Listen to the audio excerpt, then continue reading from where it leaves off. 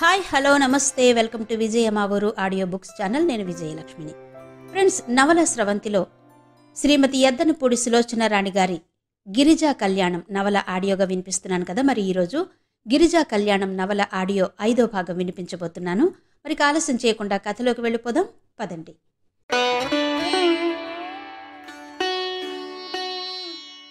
ఎన్నో రోజుల తర్వాత ఆ రాత్రి డైనింగ్ హాల్లో మళ్ళీ అన్ని లైట్లు వెలిగాయి. చందు ఎప్పుడు ఇంట్లో భోజనం చేయడు. రాజగోపాలరావు గారు రాత్రిపూట ఒక చపాతీయో పండో తిని పాలు తాగుతారు. ఆయన ఒక్కరే కూర్చుని తినేటప్పుడు ఒక్క లైటే వేస్తారు నౌకర్లు. ఆయన పడక గదిలో తింటే ఆ లైటు కూడా ఒక్కోసారి వెలగదు. ఆ ఇంటి నిండా వెలుతురున్న ఆ మనుషులు చీకట్లో బతుకుతున్నట్టుగా ఉంటుంది. రాజగోపాలరావు గారికి కుడివైపున చందు, శేషారత్నం కూర్చుని ఉన్నారు. ఎడమవైపు గిరిజ, రవి కూర్చున్నారు. భోజనం చేస్తున్నంతసేపు చందు శేషారత్నాన్ని తమాషా చేస్తూనే ఉన్నాడు. అంకుల్, మీ పెళ్ళైన కొత్తలో మీ అమ్మకి భార్యకి పడేది కాదని ఇద్దరూ పోట్లాడుకుని విడివిడిగా వంట చేసుకునేవారని చెప్పేవారు కదా మీరు. అప్పుడు భోజనం ఎవరి దగ్గర తినేవారు అని అడిగాడు. ఇద్దరి దగ్గర తినేవాడిని. ఇద్దరి దగ్గర? అదెలా సాధ్యం? ఎందుకు కాదు, వంటలు వేరైనా డైనింగ్ టేబుల్ ఒకటేగా. నేను భోజనానికి కూర్చునేవాడిని. మా అమ్మ తెచ్చి అన్నం కూర వడ్డించేది.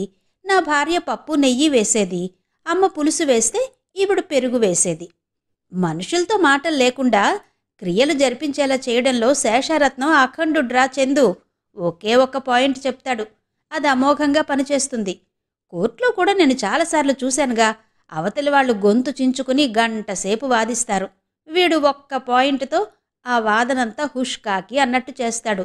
మొత్తానికి అమోఘమైన బుర్రనుకో అన్నారు రాజగోపాలరావు గారు. కానీ ఏం లాభం, మా ఆవిడ బుర్రని మరమ్మతు చేసే తెలివితేటలు లేకపోయాయి అంటూ విచారం వెలుబుచ్చాడు శేషారత్నం. అంకుల్, మీకు తెలీదా? భార్య ఎంత గయ్యాళైతే భర్త అంత తెలివిగలవాడవుతాడట. సోక్రటీస్ సంగతి మీకు తెలీదా అన్నాడు చందు.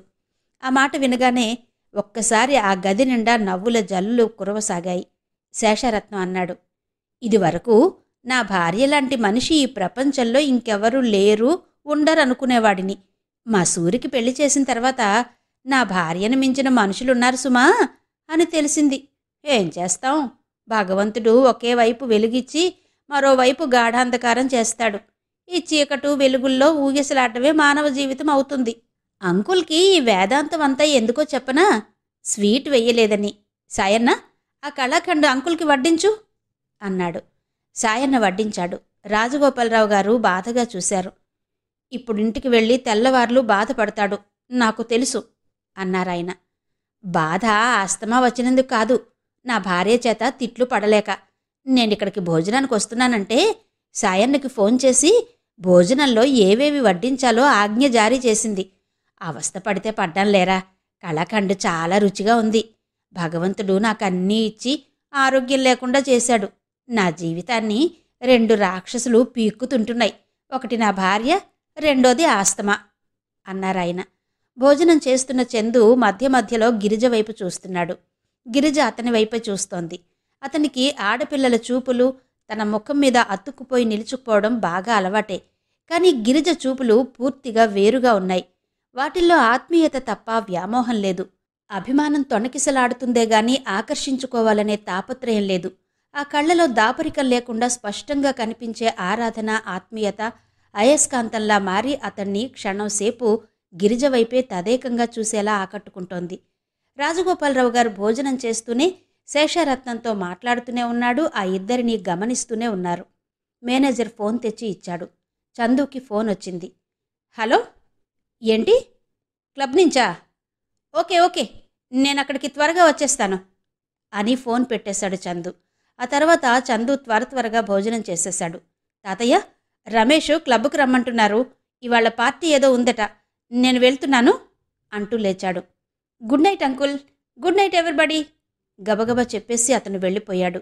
మరో నిమిషంలో వాకిట్లో కారు బయలుదేరి వెళ్ళిపోయిన శబ్దం వినిపించింది. సందడంతా చందుతోనే వెళ్ళిపోయినట్టు అక్కడ నిశ్శబ్దం ఏర్పడింది. ఇదిరా వరస అన్నారు రాజగోపాలరావు గారు. శేషారత్నం చూశాను అన్నట్టు తలూపారు. ఆ దెయ్యాల బారి నుండి వాడిని రక్షించే ఉపాయం చెప్పరా శేషు? శేషరత్నం కాసేపు దీర్ఘంగా ఆలోచించి, దానికి పెళ్ళొకటే మార్గంరా అన్నాడు. పెళ్ళా? పెళ్ళంటే వాడికి భయం. పెళ్ళాం పిల్లలు పెద్ద బోర్ అంటాడు. ఎట్లాగో అట్లా నువ్వు వాడిని ఆ పెళ్లిలోకి తోసేయాలి. ఏం ప్రయోజనం? ఆ సంసారం చక్కగా ఉండాలిగా. ఈ రాక్షసులు ఆ సంసారాన్ని విచ్ఛిన్నం చేయకుండా ఉంటారంటావా అన్నారు రాజగోపాలరావు గారు. అది కూడా పాయింటే అన్నట్టుగా తల ఊపాడు శేషారత్నం. ఈ రాక్షసులతో తలపడి చందుని దక్కించుకునే సామర్థ్యం గల అమ్మాయిని చూసి నువ్వు చెయ్యాలి. అలాంటి అమ్మాయి కావాలంటే చందు మీద ముందు ఆ అమ్మాయికి విపరీతమైన ప్రేమ ఉండాలి. అప్పుడు గాని అది సాధ్యం కాదు. ఈ రెండు జరిగే పని కాదనిపిస్తోంది నాకు అన్నారు రాజగోపాలరావు గారు. ప్రయత్నం చెయ్యకుండా ఫలితాలు మనమే ఊహించకూడదు అన్నాడు శేషారత్నం. వాళ్ళిద్దరూ ఒక్క నిమిషం అక్కడ గిరిజ, రవి ఉన్నారన్న విషయం వాళ్ల ఉనికే మర్చిపోయినట్టుగా చందు విషయం మాట్లాడుకున్నారు. గిరిజని, రవిని ఆయన కారులో హాస్పిటల్కి పంపించేశారు. రూమ్కి రాగానే రవి అడిగాడు, అక్క, ఆ చంద్రశేఖరం ఎవరో కనిపించగానే కాళ్లకి నమస్కారం చేసి మీ రుణం తీర్చుకోలేనండి అంటానన్నావుగా, మరి చెయ్యలేదే? ఏమిటోరా, నాకు అసలు ఆ సంగతే గుర్తురాలేదు. అతనే వచ్చి స్వయంగా నేను చెప్పాలనుకున్న మాటలు అతనే నాకు చెబుతుంటే నాకు మతిపోయింది అంది గిరిజ. రవి పడుకున్నాడు.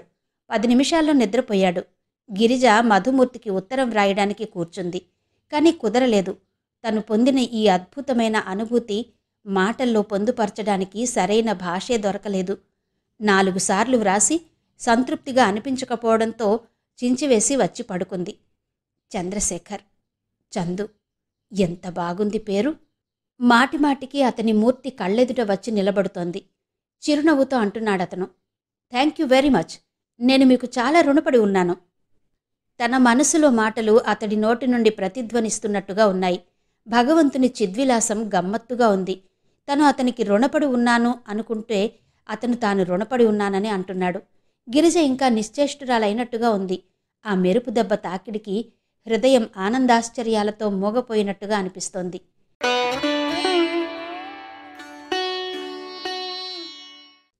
లాభం లేదురా శేషు, లాభం లేదు. వాడు ఈ జన్మకిక మారడు. నా మీద ఏమాత్రం గౌరవం ఉన్నా అలాంటి పని చేస్తాడా? కనీసం నా పరువు గురించైనా ఆలోచించడా? వాడికి నేనవసరం లేదని ఇంకోసారి రుజువు చేశాడు. రాజగోపాలరావు గారు ఆవేశంలో అంటుంటే శేషారత్నం వారించాడు. అన్నీ తెలిసుండి కూడా నువ్వు చిన్నపిల్లాడిలా అలా ప్రవర్తిస్తే ఎలారా? ఏదైనా సమస్య వస్తే ఆవేశపడకూడదు. నిదానంగా పరిష్కార మార్గం ఆలోచించుకోవాలి. నిదానంగా ఓ చెంప ఇల్లు తగలబడిపోతుంటే ఫిడేలు వాయించుకుంటూ శాంతంగా ఉండాలంటావు. శాంతి నాకెక్కడిదిరా శాంతి? నేను బ్రతికుండగా రాదు అన్నారు రాజగోపాలరావు గారు. అదిగో అదిగో, మీరు మళ్ళీ హైరాణ పడుతున్నారు. బ్లడ్ ప్రెషర్ చూస్తూ డాక్టర్ గురుమూర్తి హెచ్చరించాడు. రాజగోపాలరావు గారికి ఆ పూట విపరీతమైన రక్తపోటు వచ్చింది. దానికి కారణం ఉంది. 2 రోజుల క్రితం ఢిల్లీ నుంచి ఆయన మిత్రుడొక ఆయన వచ్చారు. ఆయన రిటైర్డ్ కల్నల్. ఆయన కూతురు సౌమ్య చాలా అందంగా ఉంది. చదువుకుంది. బాగా తెలిసిన మంచి కుటుంబం. ఆయన సౌమ్యకి వరుడిని వెతకడానికి కూతుర్ని తీసుకొచ్చారు. రాజగోపాలరావు గారికి సౌమ్య, చందు ఈడు జోడుగా అనిపించారు. చదువుకున్న పిల్ల కాబట్టి చందుని బాగా దారికి తెచ్చుకోగలదని ఆశపడ్డారు. ఒకే ఒక్క కూతురు. ఆయనకి చాలా డబ్బుంది. చందు డబ్బు కోసం వాళ్ళు ఆశపడాల్సిన అవసరం కూడా లేదు. ఈ రకంగా ఇద్దరు స్నేహితులు ఇంకా దగ్గరవ్వచ్చు. ఎన్నో విధాల ఈ సంబంధం చాలా మంచిదని ఆయనకు తోచింది. నేను ఎవరికోసమే ఎందుకు వెతకడంరా రాజా? నా కూతుర్ని నీ మనవడికి చేసుకోరాదు అన్నాడు కల్నల్ మిత్రుడు. ఆయన అలా అడగడం రాజగోపాలరావు గారికి ఎంతో ఆనందం కలిగించింది. కోరిన పెన్నిధి కళ్ళెదుట నిలిచినట్టుగా సంబరపడ్డాడు. చందుకి సౌమ్యని పరిచయం చేశారు. ఆయన కావాలని చందు, సౌమ్య ఒంటరిగా ఉండే పరిస్థితులు ఏర్పరిచారు. సౌమ్య, చందు ఇద్దరు స్నేహంగా కబుర్లు చెప్పుకుంటూ, నవ్వుకుంటూ, జోక్ చేసుకుంటూ హుషారుగానే ఉన్నారు. ఆ రాత్రి రాజగోపాలరావు గారు చందుని పిలిచారు. సౌమ్యతో వివాహం నిర్ణయిస్తున్నట్టుగా చెప్పారు. నాకా? పిళ్ళ? అన్నాడు చందు కంపరంగా. ఏ, నీకా అమ్మాయి నచ్చలేదా? ఎందుకు నచ్చలేదు? సౌమ్యకేం తక్కువైంది అన్నాడు చందు. మరి అలాంటప్పుడు పెళ్లి చేసుకోవడానికి ఏంటి అభ్యంతరం? నేను ఆ దృష్టితో సౌమ్యని చూడలేదు. అసలు నేను ఏ ఆడపిల్లని పెళ్లి దృష్టితో చూడను. ఏ, ఎందుకని? కారణం చెప్పినా మీకు అర్థం కాదు. ఇప్పుడేమంటావు? ఈ పెళ్లి కుదరదు అంటాను. నోర్మి, ఆయనకి నేను మాటిచ్చాను. అదా మీ బాధ? అయితే ఇక మీరు విశ్రాంతి తీసుకోండి అనేసి చందు వెళ్ళిపోయాడు. మర్నాడు ఉదయం రాజగోపాలరావు గారు కాస్త ఆలస్యంగా నిద్రలేచారు. ఆయన బ్రేక్ఫాస్ట్కొచ్చేసరికి కల్నల్ పెట్టే బేడా సర్దుకుని ప్రయాణమై ఉన్నాడు. ఆయన చిరచిరలాడిపోతున్నాడు. ఏంటి? ఏమైంది? ఇంత హఠాత్తుగా ఎందుకు వెళుతున్నావు? కంగారుగా అడిగారు రాజగోపాలరావు గారు. ఏమైందా? కల్నల్ ఎర్రబడ్డ కళ్లతో చూశాడు. స్నేహితుడివి కదా అని మంచి మనసుతో నీ దగ్గరకొస్తే నువ్వు కపట దృష్టితో నన్ను బుట్టలో వెయ్యాలని చూస్తావా? రాత్రి నీ మనవడు నాకంతా చెప్పాడు. అతను మీ ఇంట్లోనే ఉండే ఆయా కూతుర్ని ప్రేమిస్తే నువ్వు పెళ్లి చేసుకోవడానికి వీల్లేదని అడ్డుపెట్టావటగా. ఇద్దరూ రహస్యంగా పెళ్లి చేసుకుందామని చూస్తే చందుని దాచేసి ఆ పెళ్లికి వెళ్లనీయకుండా చేశావట. అమ్మాయి బావిలోకి దూకి చచ్చిపోయిందటగా. చందు ఆ అమ్మాయిని మర్చిపోలేకుండా ఉన్నాడట. తాతయ్య పోరు పడలేక మీ అమ్మాయిని పెళ్లి చేసుకున్నా నేను బాగా చూడలేను అని చెప్పాడు. అతని మంచితనానికి నేను కంగ్రాచ్యులేట్ చేశాను. మనం బలవంతంగా పెళ్లి చేస్తే ఇప్పుడు చేసుకుని తర్వాత డైవోర్స్ ఇస్తాడు. నా కూతురికి అంత కర్మేం పట్టిందయ్యా? ఈ ప్రపంచంలో మగపిల్లలే కరువయ్యారా? నేను దానికి పెళ్లి చేయలేనా అన్నాడాయన. ఇంతలో ట్యాక్సీ వచ్చి ఆగింది. ఆయన సామాను తనే మోసుకు వెళ్లి ట్యాక్సీలో పెట్టుకున్నాడు. సాయన్న సాయం చెయ్యబోతుంటే వద్దని విదిలించాడు. వస్తాం, మేమొచ్చిన వేళ మంచిది. రామా రా అన్నాడాయన. సౌమ్య రాజగోపాలరావు గారి వంక చురచురా చూసి వెళ్ళిపోయింది. ట్యాక్సీ వెళ్ళిపోయింది. రాజగోపాలరావు గారి ముఖం తరిగిన కందగడ్డలా అయిపోయింది. చందు, చందు! ఆయన ఇల్లు అదిరిపోయేలా అరిచారు. చిన్నబాబు రాత్రి ఇంటికి రాలేదండి సాయన్న భయంగా చెప్పాడు. ఇంటికి రాలేదా? సాయన్న, మేనేజర్ గారు, వాడెక్కడున్నా కాళ్ళు చేతులు కట్టి ఈడ్చుకురండి. వాడిని వాళ్ళ చంపి తీరుతాను. నా చేతులతోనే కంఠం పిసికేస్తాను ఆయన ఆయాసపడుతూ అన్నారు. సాయన్న చప్పున దగ్గరకొచ్చాడు. అయ్యగారు, మీరిలా కూర్చోండి అంటూ బలవంతంగా సోఫాలో కూర్చోబెట్టారు. రాజగోపాలరావు గారికి ఒంటి నిండా చెమటలొచ్చేశాయి. ఆయన కోపంగా కంపిస్తున్నాడు. కాదు సాయన్న, నీకు తెలీదు అంటున్నాడాయన. మేనేజర్ వెంటనే డాక్టర్కి ఫోన్ చేశాడు. 10 నిమిషాల్లో ఆయన వచ్చాడు. రాజగోపాలరావు గారిని పరీక్ష చేసి ఆయన బాగా చివాట్లు వేశారు. నువ్విలా ఆవేశపడితే ఎప్పుడో మళ్ళీ హార్ట్ అటాక్ వస్తుంది. నేనొచ్చే టైం కూడా ఉండదు. మాతో చెప్పనైనా చెప్పకుండా నువ్వు సెలవు పుచ్చేసుకుంటావు. పోని, చేస్తే పీడపోతుంది అంటూ ఆయన లేవబోయారు. గురుమూర్తి వారించి పడుకోబెట్టారు.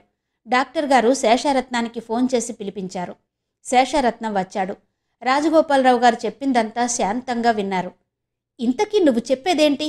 ఎలాగైనా సరే చందుకు పెళ్లి చేసేయాలని అంటావు, అంతేనా? అంతే. సరే, నేనొక చిట్కా చెప్తాను, నువ్వు అమలుపరచు. దెబ్బంబడి వాడే దారికొస్తాడు. ఏంటది? నువ్వు ఈ పూట నుంచి నిరాహార దీక్ష ప్రారంభించు. అన్నం తినకు, మందు వేసుకోకు. నేనా? ఏడిసినట్టుంది నీ సలహా. ఇట్లా చేస్తే వాడి పెళ్లి కాదు, ముందు నా దినవారాలవుతాయి. ఒంట్లో బాగుండని వాడిని, భోజనం అరగంట ఆలస్యమైతే కళ్ళు తిరిగి పడిపోయేవాడిని నేను నిరాహార దీక్ష చెయ్యాలా? నువ్వు మతుండే మాట్లాడుతున్నావా? అబ్బబ్బా, నా మాట శాంతం వినవేంటి? అంత తొందరగా అన్నీ నువ్వే అనేసుకుంటే ఎలా? నువ్వు నిరాహార దీక్ష చేస్తున్నావని మేం చెబుతాం, కానీ నిజంగా నువ్వు చెయ్యనవసరం లేదు. చందు చూడకుండా నీ మామూలు భోజన కార్యక్రమం నువ్వు సాగించు. అది కేవలం వాడిని బెదిరించడానికి మాత్రమే. నేను డాక్టర్ గారు వాడిని బాగా తిడతాం. వాడు పెళ్లికి ఒప్పుకోవడం మినహా మరో గత్యంతరం లేకుండా చేస్తాం అన్నాడు శేషారత్నం.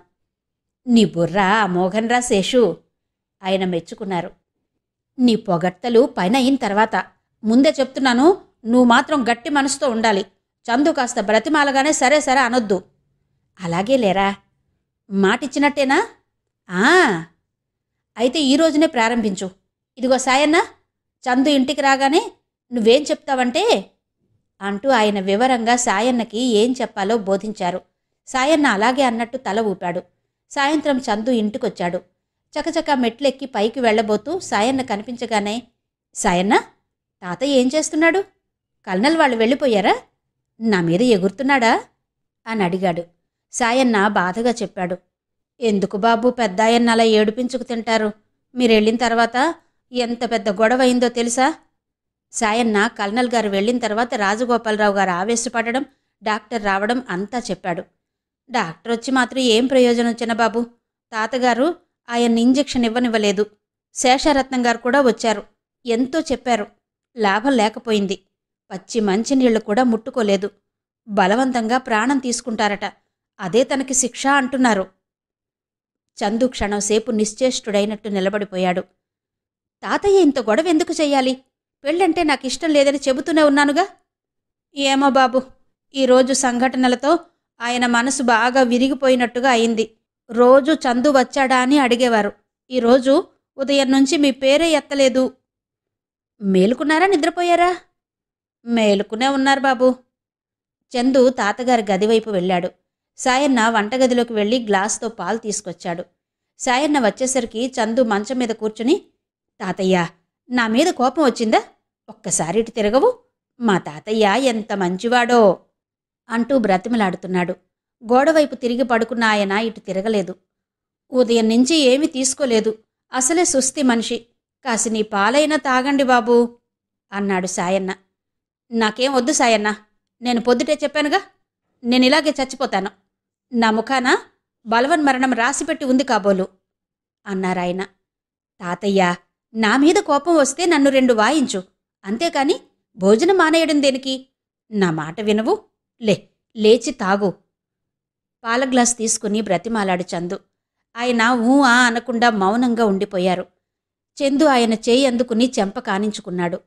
తాతయ్య, నాకీ ప్రపంచంలో నువ్వు తప్ప ఎవ్వరూ లేరు. అసలు నేనెందుకు పెళ్లి చేసుకోనంటున్నానో చెప్పనా? ఆ వచ్చే వ్యక్తి నీకు నాకు మధ్య పోట్లాటలు పెడుతుందేమోనని భయం తాతయ్య. నువ్వు గనక ఈ పాలు తాగకపోతే నేను కూడా భోజనం చెయ్యను, మంచినీళ్లు తాగను, నీ ఇష్టం అన్నాడు. రాజగోపాలరావు గారి చెయ్యి చందు ఇస్తున్న పాల గ్లాస్ పట్టుకోబోయింది. సాయన్న బిగ్గరగా దగ్గాడు. ఆయనకి శేషారత్నం హెచ్చరిక గుర్తుకొచ్చింది. పట్టుకోబోయిన పాల గ్లాస్ వదిలేశారు. తాతయ్య, తాగవు కదా? చందు బ్రతిమాలాడు. ఆయన మాట్లాడలేదు. చందు లేచాడు. సరే అయితే నేను వెళ్తున్నాను. సాయన్నొచ్చి నువ్వేదైనా తిన్నావని చెప్పినప్పుడే నీ కంటికి కనిపిస్తాను. అంతవరకు నీకు కనిపించను అంటూ వెళ్ళిపోయాడు. 2 రోజుల అనంతరం రాజగోపాలరావు గారి గదిలో డాక్టర్ గారు ఆయన మంచం పక్కన కూర్చుని ఉన్నాడు. శేషారత్నం గదిలో అటూ ఇటూ తిరుగుతున్నాడు. సాయన్న మంచం పక్క నిలబడి ఉన్నాడు. రాజగోపాలరావు గారు హార్లిక్స్ తాగుతున్నారు. ఇంతలో చందు అటు రావడం శేషారత్నం చూశాడు. సాయన్న, చందు వస్తున్నాడు, హార్లిక్స్ తీసేయ్ అన్నాడు. సాయన్న వెంటనే గభాల్న రాజగోపాలరావు గారి పెదవుల దగ్గరికి వెళ్లబోతున్న హార్లిక్స్ కప్పుని లాగేసుకుని మంచం కింద దాచేశాడు. చందు ఆ గదిలోకొచ్చాడు. అతని ముఖం ఎప్పటిలా నవ్వుతూ లేదు, సీరియస్గా ఉంది. శేషారత్నం అంతకంటే సీరియస్గా ఉన్నాడు. గదిలోకి చందు రాగానే డాక్టర్ గారు లేచారు. ఇక నేను ఈ ఇంటికి రానవసరం లేదు. నువ్వేమో మందు వేసుకోవు, చెప్పిన మాట వినవు. నేనిది చూడలేకుండా ఉన్నాను. గురుమూర్తి రాజగోపాలరావు గారి చెయ్యి పట్టుకుని నాడి చూశాడు. పల్స్ చాలా వీక్గా ఉంది. నువ్వు బతకదలుచుకున్నావా, వెళ్ళిపోదలుచుకున్నావో నీ ఇష్టం అన్నారాయన. పిలిచారట, ఎందుకు? చందు శేషారత్నాన్ని అడిగాడు. శేషారత్నం వెంటనే చందు జబ్బ పట్టుకుని రాజగోపాలరావు గారి దగ్గరికి లాక్కెళ్ళాడు. ఆయన్ని చూడు, ఒక్కసారి ఆయన ముఖం చూడు, ఎలా చిక్కిపోయారో. రాజగోపాలరావు గారు ఈ మాట వినగానే చప్పున ముఖం తిప్పుకున్నారు. మందు వేసుకోవడం లేదు, భోజనం చేయడం లేదు, కనీసం హార్లిక్స్ అయినా తాగడం లేదు. చందు, నువ్విలా ఆయన్ని బలవంతంగా చంపడం ఏం బాగలేదు. తాతయ్య నిన్నెంతగా ప్రేమించి పెద్ద చేశారు. దానికి నువ్విచ్చే ప్రతిఫలం ఇదేనా? చందు కోపంగా అన్నాడు. అవును, ప్రేమగా పెంచాడు. పెంచి ఇప్పుడు ఉరితాడు ఒకటి నా మెడకు బిగిస్తానంటున్నాడు. పెళ్ళి అంటే ఉరితాడట్రా అన్నారు శేషారత్నం. నాకట్లాగే అనిపిస్తోంది. స్వేచ్ఛని చంపేసే ఉరితాడే అది. అందరూ నీలాగే అనుకుంటే ఈ సంఘం ఎలా నడుస్తుంది? అందరి సంగతేమో నాకు తెలీదు. నా వరకు నాకు అలాగే అనిపిస్తోంది. భార్య పిల్లలు బాధ్యత అదొక పరమ బోర్. అయితే నీ అంత మూర్ఖుడు ఇంకోడు లేడన్నమాటే. అలాగే అనుకోండి. అసలు నువ్వు పెళ్ళంటే ఎందుకు భయపడుతున్నావు అడిగాడాయన. ఏమో నాకు తెలీదు. అది అసలు మనిషి స్వభావమే అంతా. తెలియని వాటి గురించే భయం ఏర్పడేది.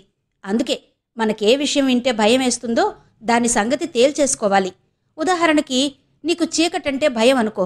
2-3 సార్లు తెగించి గుండె ధైర్యంతో చీకట్లోకి వెళ్ళిపోవాలి. అప్పుడు భయం పోతుంది. ఆయన చందు భుజం తట్టాడు. చందు, నేను చెబుతున్నాను విను. పెళ్ళనేది కేవలం తాతయ్య సంతృప్తి కోసం చేసుకుంటున్నానని అనుకో. సరేనా? నా వల్ల కాదు. ఈ నరకం జీవితాంతం భరించాలి. అంటే తాతయ్య మీద నీకు ప్రేమాభిమానాలు లేవా? ఉన్నాయి. దానికి దీనికి సంబంధం లేదు రాజగోపాలరావు గారు అన్నారు. శేషారత్నం, వాడికి నా సంగతేమీ అవసరం లేదు. వదిలేయ్యాలా? నువ్విలా కృంగిపోతూ ఉంటే చూస్తూ ఊరుకోమంటావా? వాడు చేసుకోనంటే కాళ్ళు చేతులు కట్టి పెళ్లి జరిపిస్తాను. చేసుకోనంటాడా? వాడిష్టమేనా? రాంపండు గారి అమ్మాయి భూదేవి సంబంధం ఖాయపరచు. ఆయన పోలీస్ ఆఫీసర్ కదా, వాడిని కదలకుండా ఎలా బంధించాలో బాగా తెలుసు అన్నాడు శేషారత్నం. చందు నిటారుగా అయ్యాడు. శేషారత్నం సీరియస్గా చెప్పాడు. చందు, నీ పెళ్లి రాంపండు గారి అమ్మాయి భూదేవితో ఖాయం చేస్తున్నాను అని. చెయ్యండి. తర్వాత పరిస్థితి మీరే ఎదుర్కోండి. మళ్ళీ మిమ్మల్ని నవ్వులు పాలు చేశానని మాత్రం అనొద్దు అన్నాడు చందు. డాక్టర్ గారు కల్పించుకున్నారు. చందు, అలా ఎందుకు మాట్లాడతావు? మాట్లాడే ఒక్కొక్క మాట తాతయ్యకి ఎంత బాధ కలిగిస్తుందో తెలుసా అంటూ మందలించారు. నేను ఒకసారి కాదు 10 సార్లు చెబుతున్నాను. మీరనవసరంగా శ్రమ పడకండి. నాకు పెళ్లి చేసుకోవడం ఇష్టం లేదు. నేను చేసుకోను చందు ఖచ్చితంగా చెప్పేశాడు. అంతవరకు మౌనంగా వింటున్న రాజగోపాలరావు గారు ఇక కోపం ఆపుకోలేకపోయి అరిచారు. చేసుకోకపోతే పోరా, నా ఇంట్లోంచి వెళ్ళిపో. నీకు నాకు అస్సలు ఈ క్షణం నుంచే సంబంధం లేదు. నా ఆస్తిలో చిల్లి గవ్వ కూడా నీకు రాదు. పో, ఇప్పుడే వెళ్ళిపో. తాతయ్య? ఎవర్రా తాతయ్య నీకు? ముందు నా కళ్ళ ముందు నుంచి వెళ్ళిపో. సాయనా, వీడిని మెడపట్టి బయటికి గెంటు. చందు ముఖం రోషాభిమానాలతో ఎరుపెక్కింది. తాతయ్య అంటే ఏంటి మీ ఉద్దేశం? నువ్వు డబ్బు రాదు అంటే భయపడి పెళ్లికి ఒప్పుకుంటాను అనుకుంటున్నావా? డబ్బుతో పిల్లల్ని పట్టి బంధించాలనే రోజులు పోయాయి. నీ దగ్గరే కాదు, బయట చాలా ఉంది డబ్బు.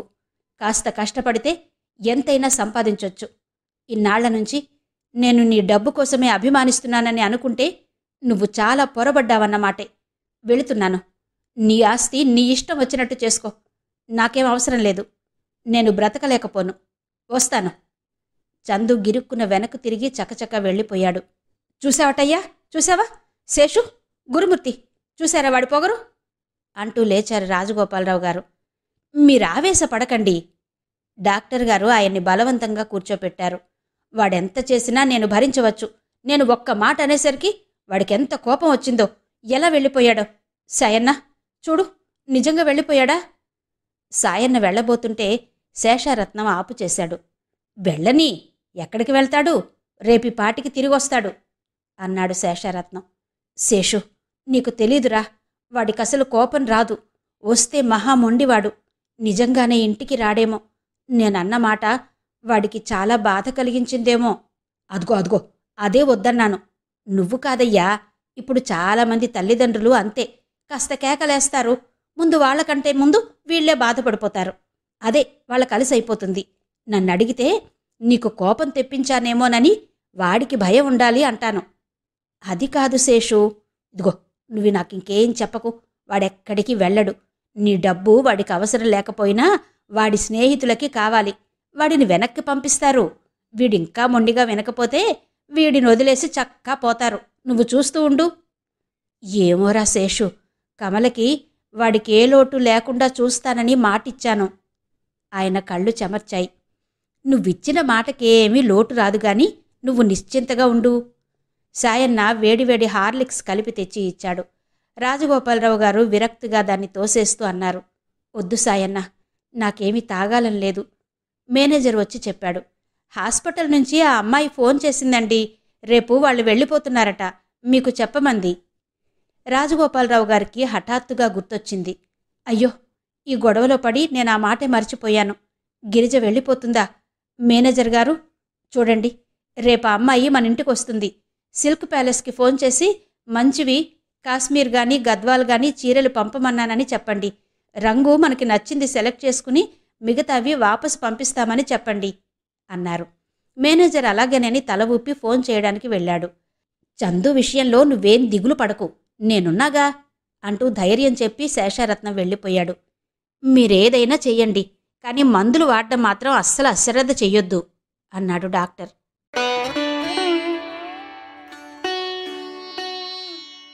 చందు కుర్చీలో కూర్చునున్నాడు. చుట్టూ స్నేహితులున్నారు.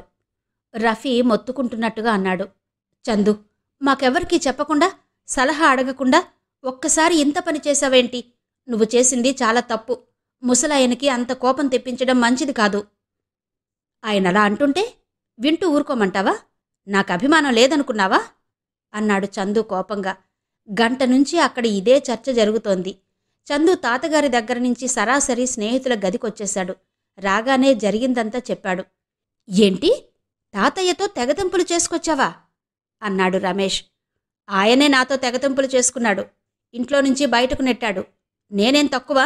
పట్టుదల వస్తే ఆయన మనవణ్ణే. ఆయన పశ్చాత్తాపపడి బ్రతిమలాడే వరకు ఇంటికే వెళ్ళను అన్నాడు చందు. అమ్మో, ముసలివాళ్లకి రోషం ఎక్కువ, వాళ్లేం దారికి రారు అన్నాడు గోపాల్. మీ తాతయ్య ఎంత తిట్టినా మంచివాడ్రా, డబ్బిస్తాడు, నీ సరదాలకి అడ్డురాడు. మా నాన్న చూడు, పీనాసి, కానీ ఖర్చంటే గిట్టదు. నన్ను ఫ్రెండ్స్తో వెళ్ళమంటాడు గాని మా ఇంటికి వాళ్ళనెవర్నీ రానియ్యడు. సరదాలే పనికిరావు. ఈ జన్మకి సినిమా చూడడు, మమ్మల్ని చూడనియ్యడు. ఇప్పుడు అసలు విషయం ఆలోచించండి. ఏం చేద్దాం అని అడిగాడు మురళి. ఏం చేద్దాం? చందు తాతయ్య కనుక డబ్బులు ఇవ్వకపోతే ఈ రూమ్కి అద్దె ఇవ్వటం ఎలా? మనకి టిఫిన్లు కాఫీలు ఎలా వస్తాయి అన్నాడు గోపాల్ విచారంగా. ఏరా, నిజంగా తెగతింపులు చేసుకున్నట్టేనా అడిగాడు రమేష్. చందు తలూపాడు. అయితే మన బెంగుళూరు ప్రయాణం? గోవింద, ఇంకేం ప్రయాణం అన్నాడు మురళి. ఆస్తి ఆయన ఇవ్వనంటే చెల్లుతుందా? ఆయనిష్టమేనా? చందు చేత మనందరం కలిసి దావా వేయిద్దాం అన్నాడు మరొకతను.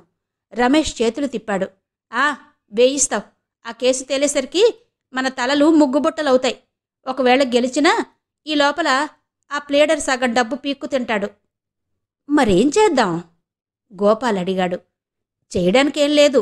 చందు సరాసరి వెళ్ళి వాళ్ళ తాతయ్యతో రాజీ పడడం, ఆయన కుదిర్చిన పెళ్లికి ఒప్పుకోవడం, అంతే. ఏంటి? చందు చర్రున లేచాడు. రమేష్ చందు భుజాలు పట్టి అదిమి కుర్చీలో కూలేశాడు. నువ్వావేశపడకుండా నేను చెప్పేది విను. నువ్వు పెళ్లి చేసుకుంటావు, కానీ అది నీకోసం కాదు, మీ తాతయ్య కోసం. రేపు వచ్చే ఆ భార్యామణి ఆ మాట వింటే లెంపలు వాయిస్తుందిరా అన్నాడు మురళి. ఏడిసింది. పెళ్లి చేసుకుంటాడు, కానీ ఆ భార్యతో కాపురం చేస్తేగా. మొదట్నుంచి పెడసరంగానే ఉండాలి. అసలు మొదటి రాత్రే ఏ స్నేహితులతోనో ఏ బెంగుళూరులో ఊటీయో చెక్కేయాలి. అభిమానం గల ఆడపిల్లకి అంతకంటే అవమానం ఇంకే ఉంటుంది? పోట్లాట మొదలవుతుంది. అది పెద్దగా చేసి నాకు భార్యకి పడడం లేదని పుట్టింటికి పంపేసి డైవోర్స్ ఇచ్చేయాలి రమేష్ చెప్పాడు. అది అంత తేలికంటావుట్రా? తలచుకుంటే చందు ఏదైనా చెయ్యగలడ్రా. ఈ వెధవ పెళ్లి మూలంగా తాతయ్య నొదులుకోవడం నాకేమాత్రం ఇష్టం లేదు. తాతయ్య ఎంత మంచివాడు. రేపిదొక్క చందుతోనే పోదు. చందు స్నేహితులమైన మనం ఏమీ కల్పించుకోలేదని అంతా మనల్ని నాడిపోసుకుంటారు. మనకీ అపవాదొస్తుంది.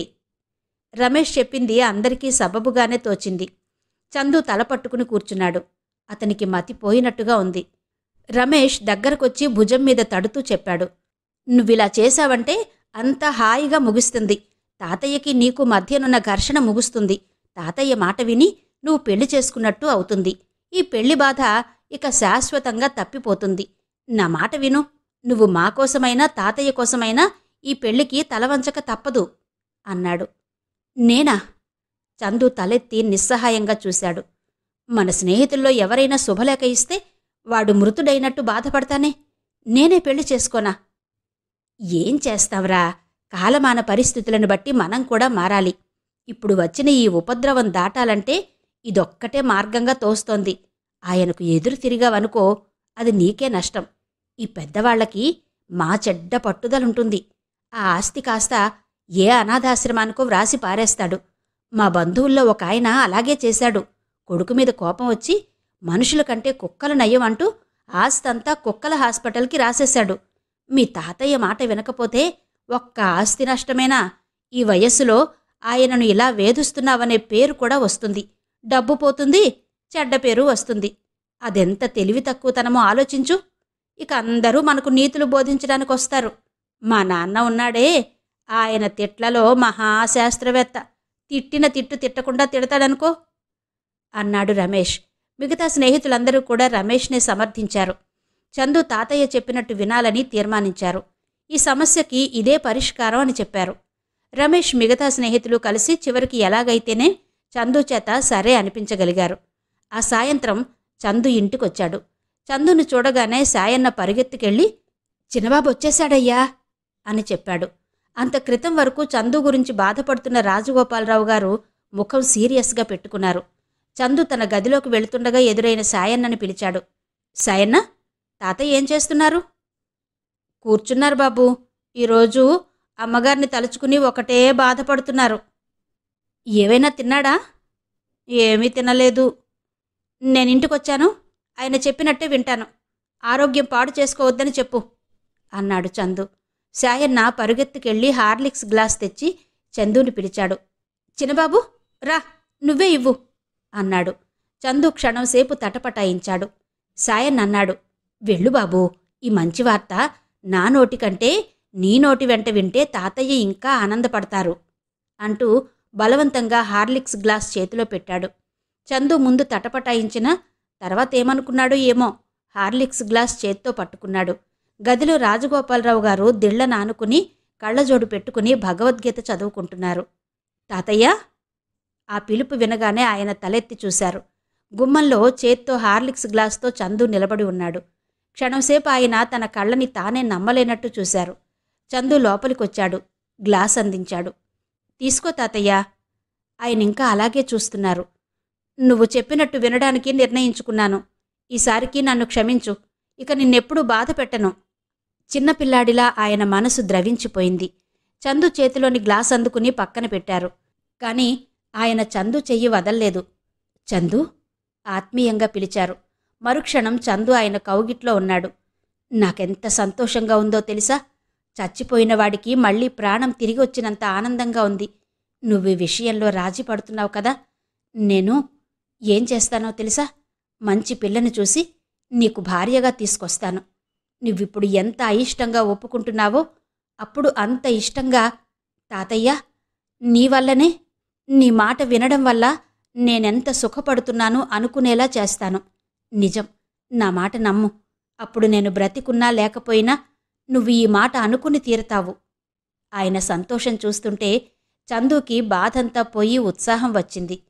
అరే, నాకింతకాలం తెలియలేదు.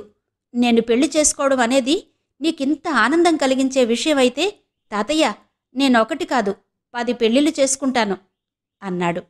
ఆ మాట వినగానే ఆయన ముఖం వెలవెలా పదా, వద్దులేరా, ఒక్కటి చాలు. ఆ ఒక్కదానికే కట్టుబడి ఉండాలి నువ్వు అన్నారు. చందు హార్లిక్స్ తీసుకుని తనే స్వయంగా ఆయన చేత తాగించాడు. గుడ్ తాతయ్య, స్వీట్ డ్రీమ్స్ అన్నాడు. అవునరా, నీ పెళ్లి గురించి కలలు కంటూ నిద్రపోతాను అన్నారు. చందు వెళ్ళిపోయాడు. చందు వెళ్ళిపోగానే ఆయన గబగబా శేషరత్నానికి ఫోన్ చేశారు. ఒరే శేషు, నీ బుర్ర అమోఘంరా. నువ్వే గెలిచావు. చందు ఇంటికి తిరిగొచ్చాడు. పెళ్లి చేసుకుంటానని అంగీకరించాడు అని చెప్పాడు. ఇంకే, శుభస్య శీఘ్రం. పెళ్లికూతుర్ని చూడు, ప్రధాన ఏర్పాట్లు చెయ్యి అన్నాడు శేషరత్నం.